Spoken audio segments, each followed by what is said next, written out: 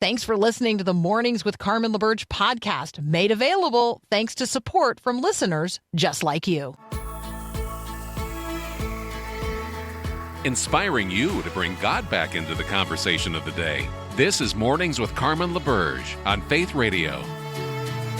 If we're gonna fly, we fly like eagles, arms out wide. If we're gonna fear, we fear no evil. We will rise. By your power we will go. By your spirit we are bold. If we're gonna stand, we stand as giants. If we're gonna walk, we walk as lions. The world changes in a moment. I mean, the world can change in a moment. In fact, that's how the world changes, right? The world changes in a moment. I want you to think about the moment that you heard a particular phrase or set of words. That moment that radically changed your life. Was it the phrase, "I love you"? How did your life change in a moment when you first heard the words, "It is finished"? Or "I forgive you"? You're pregnant. There's been an accident.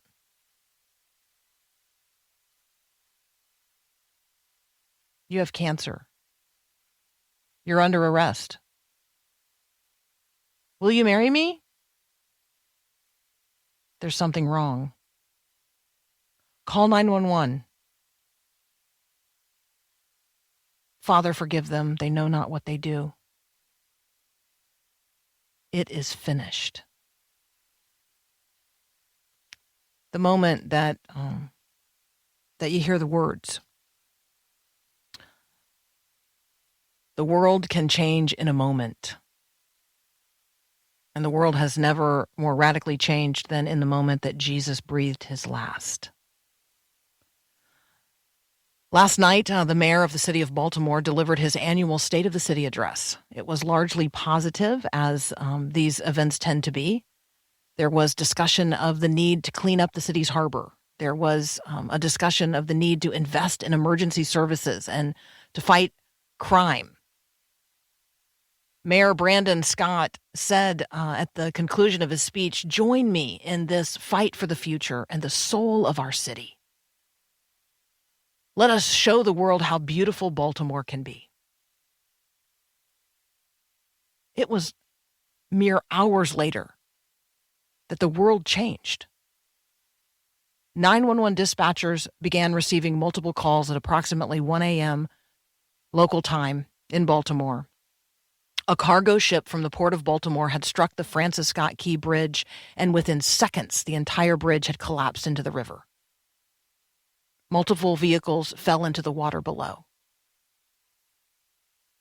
It's cold. The water's murky. Officials are calling it a developing mass casualty event. The Coast Guard is on the scene, as is the Baltimore Fire Department. They are searching for people in the river. There is evidence that there are vehicles submerged. They have pulled 2 people from the river at this point, one of them seriously injured, the other uninjured. The mayor is calling for prayers, praising emergency efforts. The governor has declared a state of emergency. The U.S. Secretary for Transportation is responding with federal resources. The world changed in a moment. That's how the world changes. That's how things change. That's how change happens. What are the words that capture the moment that your world most radically changed? What were those words? Maybe they were words like, "I love you," or "Will you marry me?" or "You're pregnant. I forgive you." Maybe they are a totally different kind of words. "You're under arrest." There's a problem. There's something wrong with the baby. I want a divorce. You have cancer. There's a lump, there's a tumor, all of those kinds of phrases. What are the words that changed the world in a moment for you? I want to invite you to pray today for the people who were on the bridge and the people who were on the ship. I want you to pray today for the people who are going to have cause today to sink to their knees. They are going to hear a phrase that changes the world, that changes their life in a moment. And let's pray today for one another. For the way the world is going to change in a moment in ways that we cannot anticipate right now. The Supreme Court of the United States is going to hear oral arguments today in a case that could potentially prohibit abortion pills, mifepristone in particular, from being prescribed via telemedicine and sent through the U.S. mail. It is interesting to me how various news outlets are covering this story in anticipation of the oral arguments before the Supreme Court today.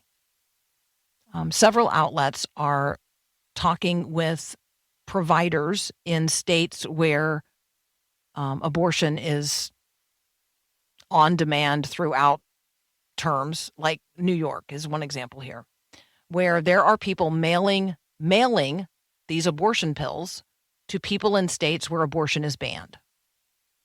And then we have other news outlets that are featuring stories from activists who are smuggling the drugs across state lines, again, into states where abortion is banned. CBS ran content yesterday saying that mifepristone is, quote, safer than carrying a baby to term. I mean, that's just one of those things where you just have to say, what?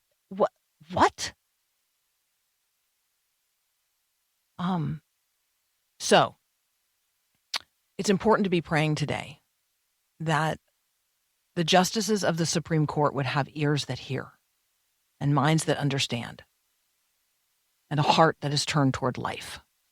Let us never forget that there are two patients involved. Every time there is a pregnancy, there are two patients involved. One who has no voice of their own.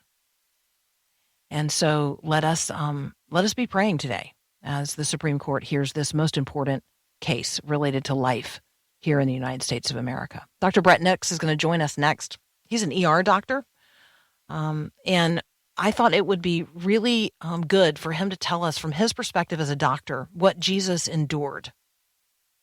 What Jesus endured in the flogging and what Jesus endured on the cross.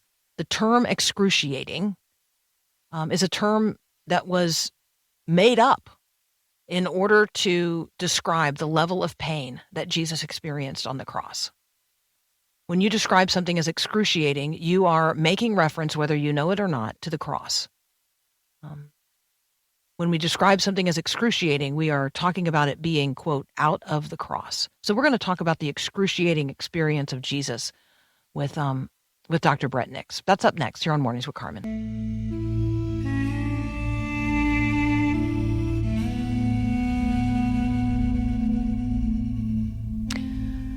What did Jesus suffer? What were his physical injuries? What would have been his experience leading up to and on the cross? We're going to have this conversation with Dr. Bret Nicks from the Christian Medical and Dental Association. He is an ER doctor.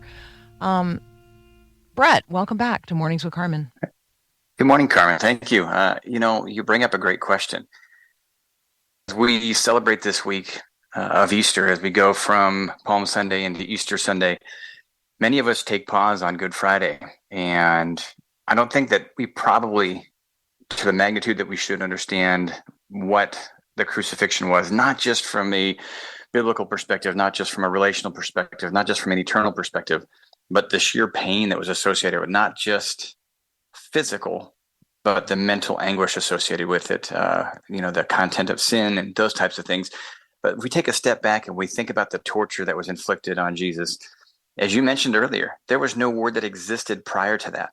Historians have looked back and said, as you stated, the term excruciating comes specifically from the term crucifixion, or out of the cross in Latin. And when you think about this, you ask your question, so why did it not exist before that? And what does excruciating really, really mean? In the essence of pain, we have to take a step back and say, from a physical perspective, what was this process? And for those who've seen the Mel Gibson movie, The Passion of the Christ, that's probably the closest depiction of what we might visibly be able to see, but certainly not be able to feel. Yes, it's emotional. But if you think about it, even from the start, you have somebody who is being harassed, verbally and otherwise, but then goes on to the flogging. And when you think about that and you look at the imagery, if you've not seen this movie, it is very detailed, it is very graphic, and it is horrific. But this was common. This was commonplace during that Roman period. And when you think about the flogging, it would tear into the skin.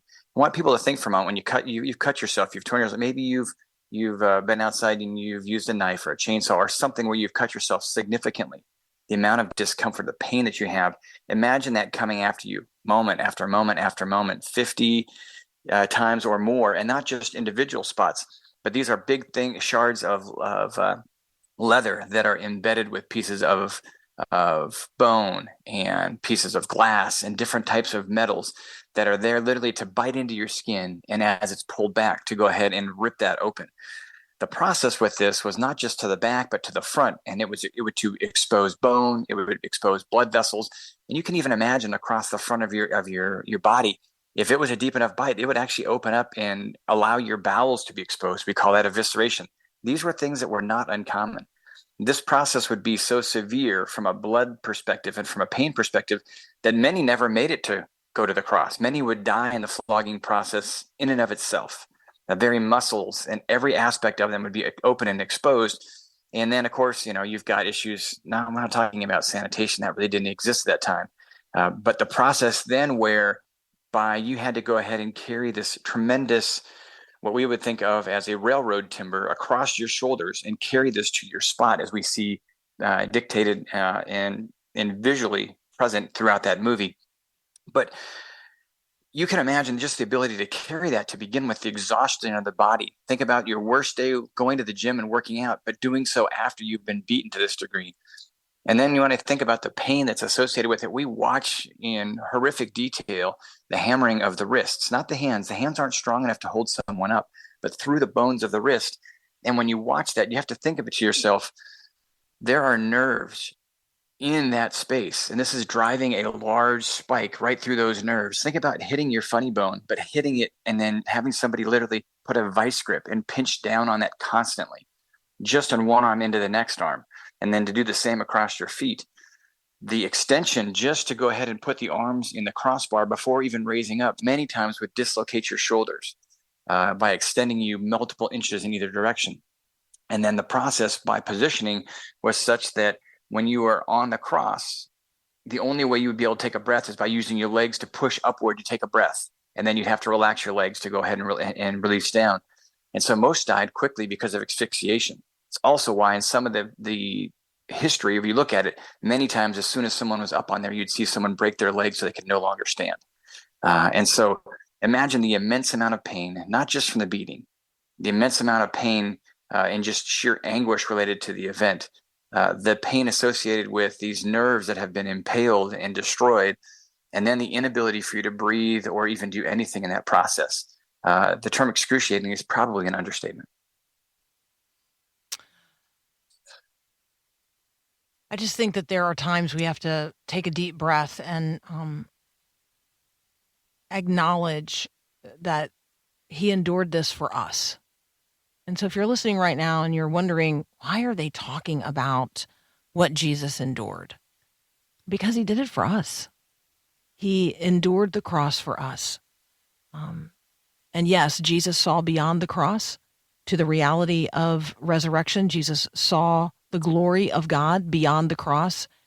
And so for the glory set before him, for the redemption that you and I would receive, because of his sacrificial death, Jesus endured the cross. So when you are thinking about walking with Jesus this week to the events that will include his crucifixion, I just want you to be mindful that he endured it for you. We're going to continue our conversation with Dr. Bret Nicks in just a moment. We're going to turn to some headlines related to all kinds of things in the medical world and the scientific community. But let's just linger for a moment at the cross and consider what Jesus physically endured on our behalf. You're listening to Mornings with Carmen. I'm Carmen LaBerge, host of Mornings with Carmen. Take a walk with Jesus today. Walk with him from the Last Supper in the upper room where he washed his disciples' feet to the Garden of Gethsemane where he prayed with blood and sweat and tears. Walk with Jesus today as a man bound by Roman soldiers to trials and abuse, and walk with Jesus all the way to the cross.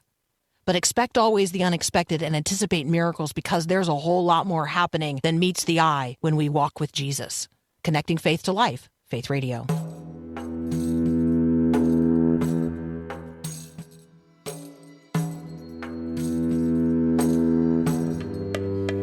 Continuing our conversation with Dr. Bret Nicks from the Christian Medical and Dental Association. He's also an ER physician. All right, we have been hearing in the news, Bret, that there are some possible negative effects of intermittent fasting for some people. You and I have talked about the value of intermittent fasting in the past. So what's up?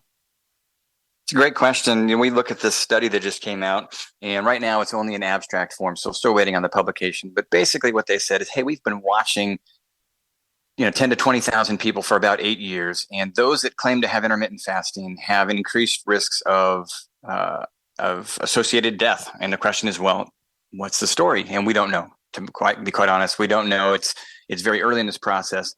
What we do know related to intermittent fasting is that some people do it and they're not healthy. We have people who have eating disorders. We have people that take it to an extreme level, are not hydrating well, and have complexities associated with it. I anticipate if we break this down, we'll end up finding that is in part the case. At the same point in time, you have people who have underlying medical conditions that require medications that they have to take, certain medications that have to be taken with food. And in that circumstance, if they don't follow the normal guidelines with that, that's going to put them at risk associated with it as well. What we do know physiologically, and much of the studies up to this point have always pointed more towards the positive aspect of it, which is simply the process of resetting your body, of allowing your body to go to this basal reset where you were able to lower our glycemic index, we're able to bring down the process related to our basal insulin levels. And in navigating that process, restore, if you will, a healthier metabolic process, and also to decrease the total caloric intake in a day when, quite honestly, we on average take in too much. There's always going to be processes when we look at people that are overeating and binge eating. And I suspect we'll probably find that internally, which is hey, I intermittent fast for 16 hours, but then I went out and I had, 5 meals in a matter of 6 hours. That's probably what we're going to find, is that there's going to be extremes in that circumstance, extremes in that population base, that what they are doing is not healthy. And that's probably the population that we're going to be seeing. So more to come on that. Nothing specific at this point in time other than the usual things. If you go through this process, recognize if your body's not used to fasting, you might feel a little bit lightheaded at times. Make sure you're hydrating. This does not mean avoidance of water and those types of things. Recognize if you have underlying digestive issues or medical issues that require medications, make sure you're taking those things. If you're finding that it's causing issues as far as sleep disturbances or others, not surprising in some individuals, but then again, the question is what's the sleep disturbance? Is it sleep apnea or something different? And the last piece is recognizing you're going to be hungry and you're going to have cravings. That's not surprising during a fast. The question is, when you eat, what are you eating? We have a listener who's wondering about what they're hearing in relationship to intermittent fasting and cirrhosis. So I don't know. Do you know anything about that? It's a great question. I don't know a ton about it other than I've seen 2 different studies that looked at this specifically. And for those that have underlying issues with liver disease, you have a processing issue. And so the challenge with that is sometimes the body builds up toxins. In an intermittent fasting process, you are oftentimes going and requiring your liver to transform the storage that you have in the fat in your body. And the liver has to generate breaking down of that fat into something that your body can use for energy. So if you have underlying liver disease or your liver is not functional, this may not be for you. You may not be able to produce the amount of sugars that your body needs from the fat that you store. And so indeed, that could be the case. Yes. Interesting. Okay. A genetically engineered pig kidney has been transplanted into a human being. I don't know. Thoughts? Yeah, this is interesting. So this is something that it's not just grabbing a kidney out of a pig and placing it into an individual. This is taking a pig's kidney and going in, and they have this process. This was up in in Cambridge, and this is up in Cambridge. A company called eGenesis was the one that did this, and this was performed up at the Mass General Brigham Hospital in Boston. They take this pig donor, they genetically edit this process, and it's a known process called a CRISPR process. And when they do is they basically remove, as best we can, harmful pig genes that tend, for us, if it was in our body, for us to say, hey, we don't know what this is and we're going to attack it. So it minimizes the immune response. And then they inactivate different types of processes as well as viruses that exist in pigs that we typically don't have that can otherwise infect us. And after they go through this modification process, then it's placed inside the human, still again with the typical medications and things that we have to go ahead and minimize rejection and other issues. But the fact that they were able to take this genetically modified pig pig kidney and place it inside the human, and so far it's been functional. The question is, what does the downstream effect look like? Whenever we look at genetic modifications of anything, what in time will it do to our normal body, if anything? And so it is interesting, keep in mind, we have so many people that have kidney failure that are on transplant lists, that are on dialysis for the majority of their life. And whether this is a first step towards something that would be very helpful toward those that need it would be fascinating. The question in the background is, okay, we've got this genetically engineered pig kidney through this process that is to allow it to be more compatible with humans. Time will tell what that looks like. And then I think you alerted me to this link between stress and mortality. I don't think I would be surprised to find a link between stress and mortality for everyone. This one is specifically focused on men. Yeah, I don't think it's surprising. I think that most of us think to ourselves, the amount of stress we have is directly related to mortality. And that's how most of us would analyze this and saying, goodness gracious, if I have a high level of stress, we know physiologically we're going to get higher levels of cortisol, stress hormones in our body. That's not healthy for us. And of course, over time, if it's persistent, it leads to issues as far as morbidity and mortality. The study actually was asking the question around this, which is, how much effort are you expending to cope with stress? And what they are trying to create a correlation with is simply the amount of effort that you spend to deal with stress is probably a greater influence on its outcome than the stress itself. Meaning, are you one who, when something happens, you perseverate, your coping mechanisms maybe aren't as fluid, and you struggle and you struggle and you struggle with that stressor? Or are you one that has a faith background and you're like, okay, God, I'm lifting this up in prayer and this is yours. I'm not bearing this burden. And so I'm going to go ahead and move forward. Or is your coping mechanism one where you have a conversation, you spend some time in prayer, maybe you exercise, think through this process, and then you move on? What they are simply stating is, we're not sure the mechanism itself is the point that diminishes the impact, but more the duration that you take to try to figure out how to cope with this problem, probably having the greater impact. And if we break this down, it makes sense. The longer that you are dealing with a stressor, the longer those stress hormones are going through your body and having negative effect. If you're able to navigate this with whatever healthy mechanism from coping perspective to let this go, you drop those negative influencing factors in your body and have a better outcome. So time matters. We've talked on prior occasion about the value of walking and taking some extra steps. So during this Holy Week, I've been encouraging people to literally walk with Jesus back and forth to Bethany.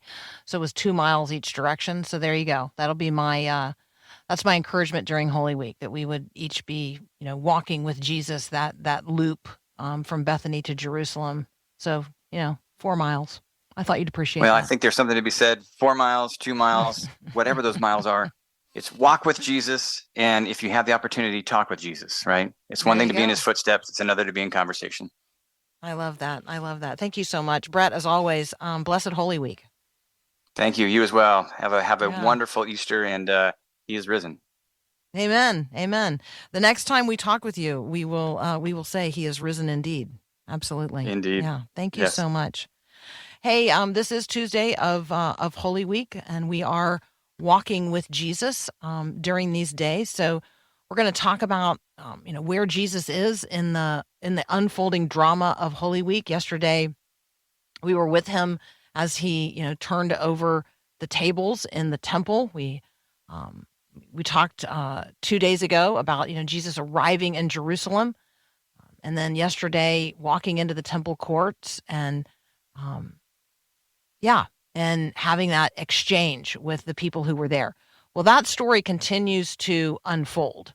And so on Tuesday, Jesus is in direct verbal confrontation with the religious leadership, particularly the Sanhedrin. And so when they take a vote later this week to crucify him, the stage is set on this Tuesday, and some of the things that Jesus says and does in the temple on this Tuesday of Holy Week. And so let's examine that story more directly here in just a moment. We're going to be looking at Matthew chapters 21 and 22 and into chapter 23. We're going to walk with Jesus to the cross. What happened on this Tuesday of Holy Week? That's up next here on Mornings with Carmen.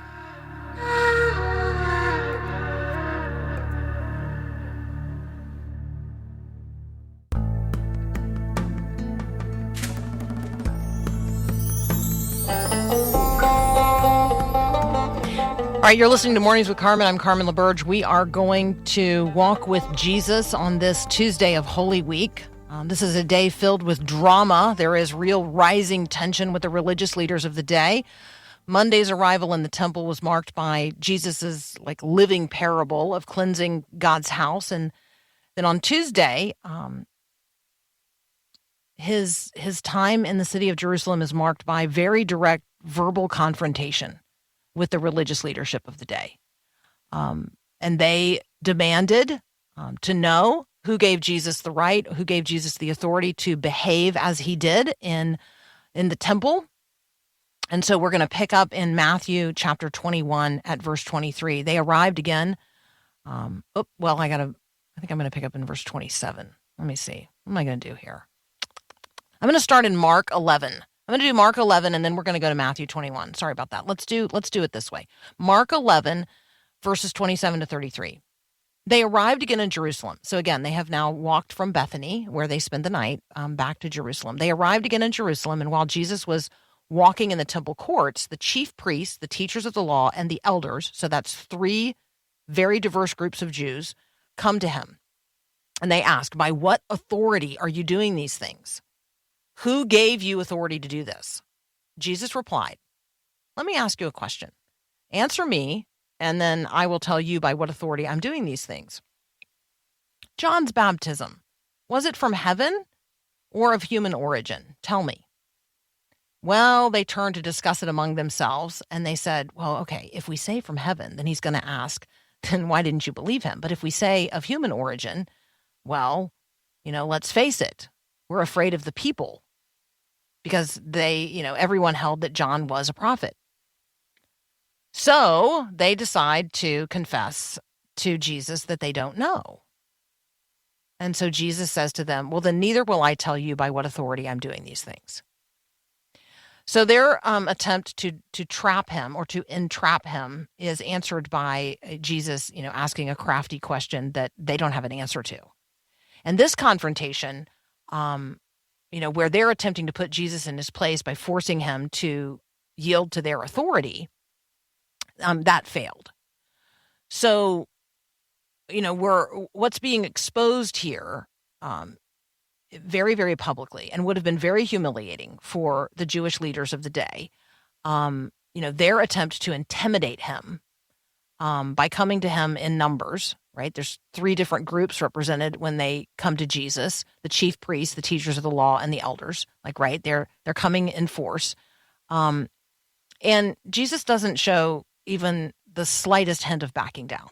They try to discredit his ministry, by what authority are you doing this? And obviously that's not effective.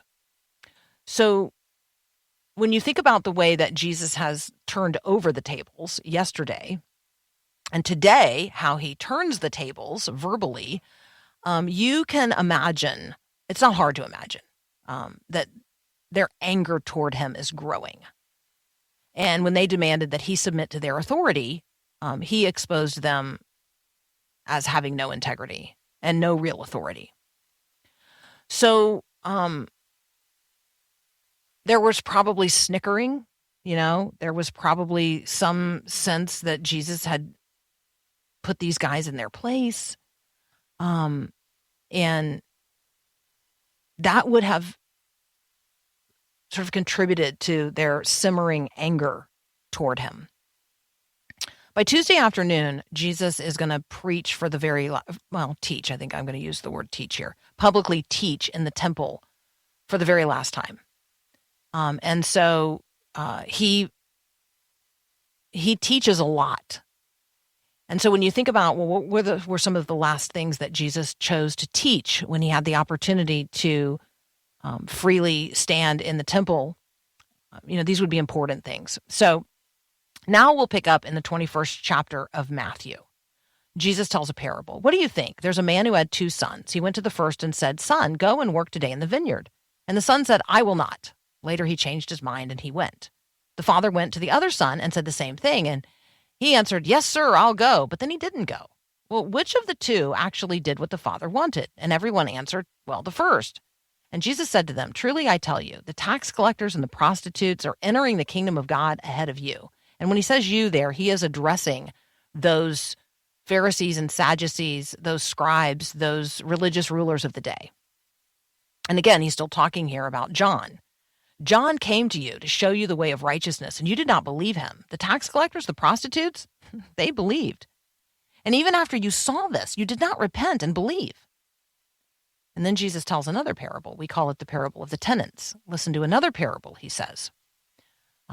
There was a landowner. He planted a vineyard. He put a wall around it and dug a wine press in it and built a watchtower. Then he rented the vineyard to some farmers and moved to another place. And when the harvest time approached, he sent his servants to the tenants to collect his fruit, right? Because they owe the first fruit to him. But the tenants seized the servants, beat one, killed another, stoned a third. And so he sent other servants to them, more than the first time. The tenants treated them the same way. And last of all, he sent his son. "They'll respect my son," he said. But when the tenants saw the son, they said to each other, "Well, this is the heir. Come, let us kill him. Let us take his inheritance." So they took him, and they threw him out of the vineyard, and they killed him. Therefore, when the owner of the vineyard comes, what do you think he's going to do to those tenants? "He's going to bring the wretches to a wretched end," they replied. "And he's going to rent the vineyard to other tenants who will give him his share of the crop at the harvest time." And Jesus said to them, "Have you not read the scriptures that the stone the builders rejected has become the cornerstone? The Lord has done this, and it's marvelous in our eyes. Therefore, I tell you, the kingdom of God is going to be taken away from you. It's going to be given to people who will produce fruit. Anyone who falls on this stone will be broken to pieces, and anyone on whom it falls will be crushed." And when the chief priests and the Pharisees heard Jesus' parables, they knew he was talking about them. They looked for a way to arrest him, but they were afraid of the crowd because the people held that he was a prophet. And so Jesus goes on. Again, you can feel the mounting tension, right? You surely by now, you can feel the mounting tension between Jesus and the religious leaders of the day. Jesus tells another parable, saying, by the way, we are now in Matthew chapter 22. Jesus spoke to them again in parables, saying, "The kingdom of heaven is like a king who prepared a wedding banquet for his son. He sent his servants to those who had been invited to the banquet to tell them to come, but they refused to come. So he sent some more servants and said, 'Tell the ones that I've invited that I've prepared my dinner, my oxen, my fattened cattle, they've all been butchered and everything is ready, so come to the wedding banquet.' But they paid no attention and they went off, one to his field, another to his business. The rest seized his servants and mistreated and killed them. The king was enraged. He sent his army and destroyed those murderers and burned their city. And then he said to the servants, 'The wedding banquet is ready, but those I invited, they didn't deserve to come. So go to the street corners and invite to the banquet anyone you find.' So the servants went out to the streets and they gathered all the people they could find, the bad as well as the good, and the wedding hall was filled with guests. The king came in to see the guests, and he noticed a man there who was not wearing wedding clothes. And he said, 'How'd you get in here without wedding clothes?' The man was speechless. And the king told the attendants, 'Tie him hand and foot and throw him out into the darkness where there'll be weeping and gnashing of teeth. For many are invited, but few are chosen.'" Now, I got to tell you, when we read that, we think, what is going on here? What kind of parable is this? So, to this point, we have Jesus telling these parables basically about, how the Jews particularly the religious leaders of the day who imagine themselves to be the people who are going to inherit the kingdom of heaven. Jesus saying, look, it's not going to be you. You have not been faithful to the ministry that God has called you to. You haven't been a light to the nations. You've put a heavy burden of laws upon the people. Like you're like whitewashed tombs, right? You clean the outside of the bowl, but on the inside, I mean, I know your hearts. I know what's going on in there. I mean, Jesus, it's really, yeah.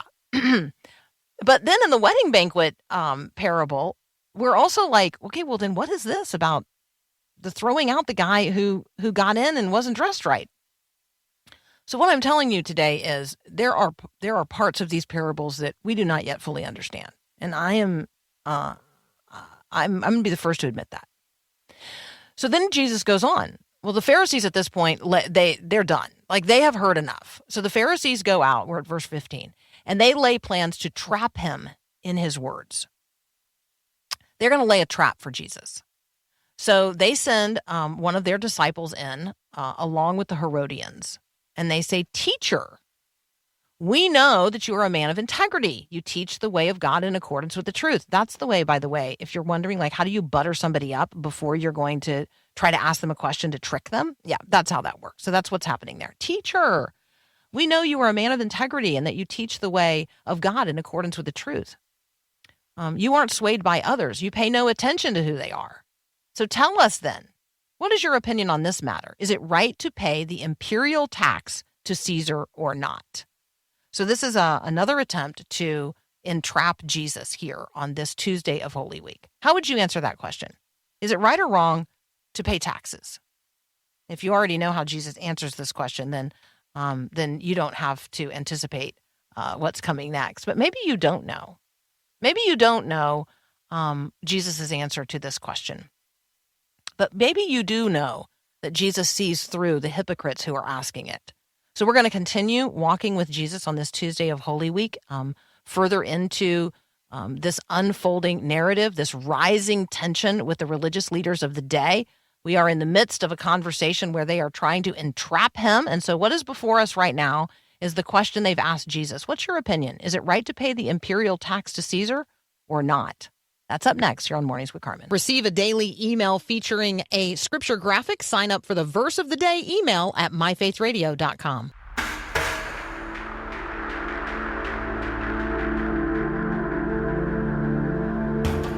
So we're walking with Jesus on this Tuesday of Holy Week, and we're in the middle of this discourse that he's having with the religious leaders of the day. And so right now, the Pharisees have set a trap for him. They've laid a trap for Jesus, and they've had one of their disciples ask a question of Jesus about the paying of the imperial tax to Caesar. And Jesus, picking up at verse 18 in Matthew 22, Jesus, knowing their evil intent, said, "You hypocrites, why are you trying to trap me?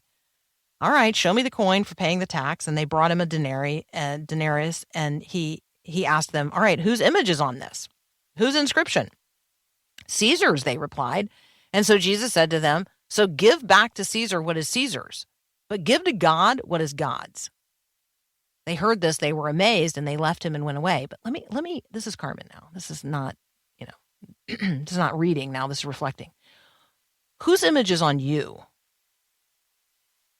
That's the part of this that matters. This is not a question about taxes, which it's a trick. It's intended to be a trick question. So anytime that somebody's like answering the tax question with this biblical passage, you need to stop them and say, do you actually know what that story is about?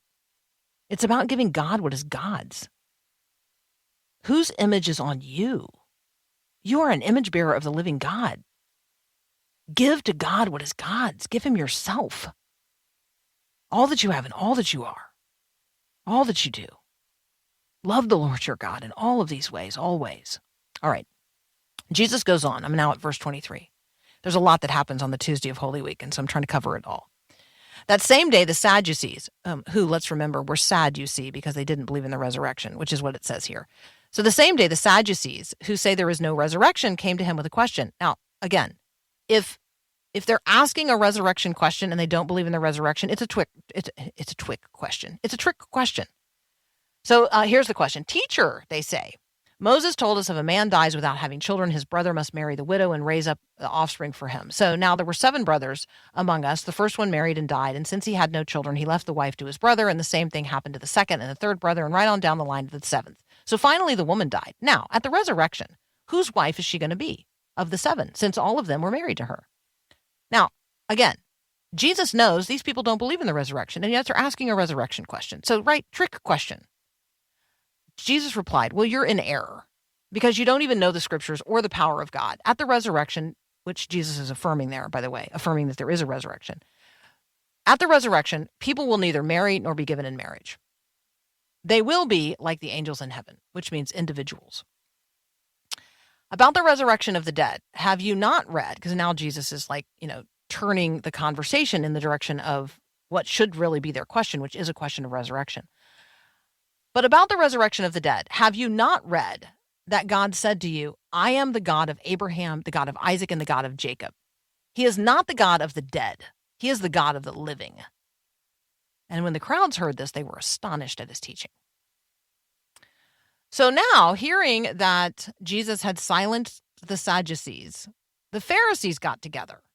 And one of them, an expert in the law, tested Jesus with this question. Teacher, which is the greatest commandment of the law? And Jesus replied, love the Lord your God with all your heart and all your soul and all your mind. This is the first and the greatest commandment, and the second is like it, Jesus added. Love your neighbor as yourself. All of the law and the prophets hang on these 2 commandments. That's a good answer, right? I guess I'm surprised. Jesus gave a very straightforward answer when he was asked that question. Well, while the Pharisees were still gathered together, Jesus asked them a question. So he's turning the tables here. What do you think about the Messiah? Whose son is he? The son of David, they replied. And he said, how is it then that David, speaking by the Spirit, calls him Lord? So Jesus is saying David is calling the Messiah Lord. And obviously, anyway, you don't call your son your Lord. So there you go. And then he quotes the scripture here where David says that. The Lord said to my Lord, sit at my right hand until I put my enemies under your feet. If then David calls him Lord, how can he be his son? Well, nobody could say a word in reply. And from that day on, no one dared ask him any more questions. Then Jesus said to the crowds, okay, so Jesus is turning toward a different audience here, right? Jesus said to the crowds and to his disciples, the teachers of the law and the Pharisees sit in Moses' seat, so you must be careful to do everything they tell you. But do not do what they do, for they do not practice what they preach. They tie up heavy, cumbersome loads and they put them on other people's shoulders, but they themselves are not willing to lift a finger to move them. Everything they do is done for people to see. They make their phylacteries wide and the tassels on their garments long. They love the place of honor at banquets and the most important seats in the synagogues. They love to be greeted with respect in the marketplace and to be called rabbi by others. But you are not to be called rabbi, for you have one teacher, and you are all brothers. And do not call anyone on earth father, for you have one Father, and he is in heaven. Nor are we to be called instructors, for we have one instructor, the Messiah. The greatest among you will be your servant. For those who exalt themselves will be humbled, and those who humble themselves will be exalted. Jesus then goes on to deliver these 7 woes to the teachers of the law and the Pharisees. Woe to you, teachers of the law and Pharisees, you hypocrites. He says that 7 times. Woe to you, teachers of the law and you hypocrites. Woe to you, blind guides. Woe to you, teachers of the law and Pharisees, you hypocrites. Woe to you, teachers of the law and the Pharisees, you hypocrites. Woe to you, I told you, it goes on and on and on, right? You got to read this today. You snakes, he says, you brood of vipers. How will you escape being condemned to hell? Now, that is very straightforward of Jesus to say to the people who are in a position to condemn him before Pilate. Jesus says, I am sending you, prophets and sages and teachers. Some of them will be killed and crucified. Others you're going to flog in your synagogues, and you're going to pursue them from town to town. Upon you will come all the righteous blood that has been shed on earth, from the blood of the righteous Abel to the blood of Zechariah, whom you murdered between the temple and the altar. Truly, I tell you, all of this is going to come upon you, upon this generation. Now, he's referring there to his own crucifixion. And then Jesus says this, Jerusalem, Jerusalem, you who kill the prophets and stone those sent to you, how often I have longed to gather your children together as a hen gathers her chicks under her wings, and you were not willing. Look, your house is left to you desolate. For I tell you, you will not see me again until you say, blessed is he who comes in the name of the Lord. That is a look back over the shoulder to Palm Sunday, but it's also a look ahead to what is revealed in the book of Revelation. When Jesus left the temple that Tuesday, the chief priests and the scribes sought how to arrest him by stealth. They intended to kill him. They knew they couldn't take his life solely on the strength of the charges that they had to bring against him. Especially if Jesus brought any defense. But he didn't. Instead, he was silent. Jesus is going to offer up his life for a world of blasphemers and traitors and liars. Because this is what Jesus came to do. And so when Jesus left the temple that Tuesday afternoon, he knew. He knew. And if you were with him, if you had been with him, you would have known as well. You would have felt it. The rising tension of this Tuesday is going to result in the Jews coming together and bringing charges against Jesus that will be carried out by the Romans. But at this point on Tuesday, Jesus and his disciples are going to make the 2-mile walk back to Bethany to spend another night in the home of their friends, Mary, Martha, and Lazarus. I hope you're walking with Jesus during this Holy Week. You've been listening to Mornings with Carmen. I'm Carmen LaBerge. This is Faith Radio. If you're not already walking with us and Jesus during this Holy Week, you can do so at myfaithradio.com. Have a good day, and God bless.